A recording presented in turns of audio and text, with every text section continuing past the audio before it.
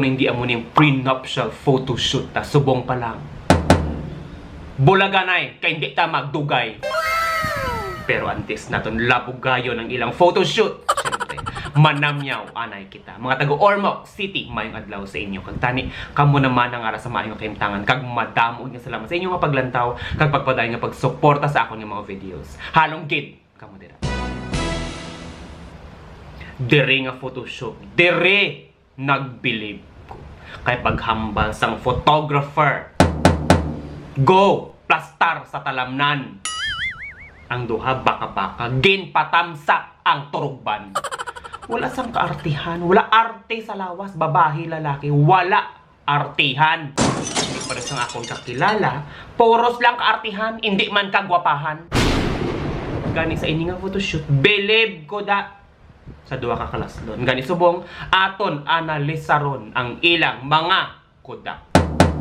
Una nga kudak, sulod. Ini nga kudak, very intimate. Napangabay ko, tani magdugay sila.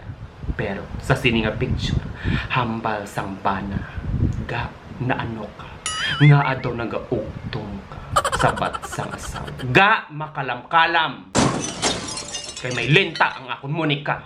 Kuha basi magsinulod sila. Sana all may linta, kag makalam-kalam.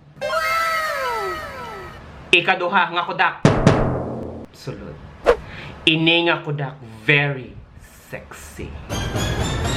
Ito na paminsar ko, ang lalaki sa bambam, puwerte.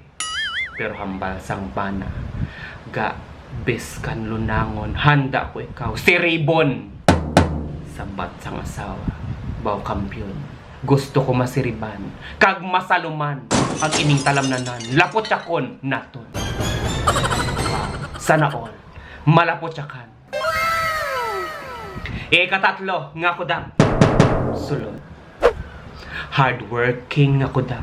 Pang pamilya, hindi lang pang pamilya, pang sports pa sa hardworking. Pero sa diri nga kudak, hambal sang bana. Ga, komportable ka.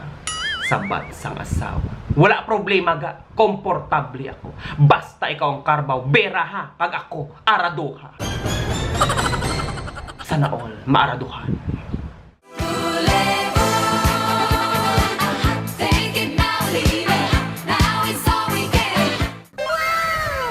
Gani, sa mga lamharon, hindi subong importante ang itsura. Ang importante, ang inyong bana, tanda, mag-arado.